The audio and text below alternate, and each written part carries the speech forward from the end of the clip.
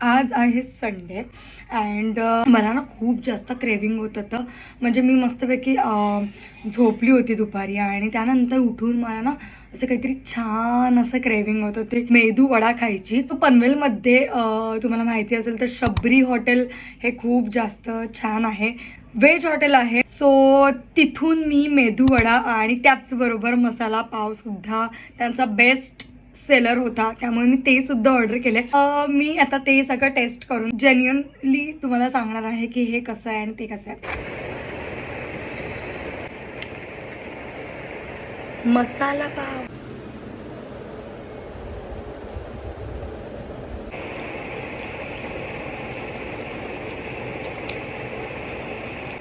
हम्म.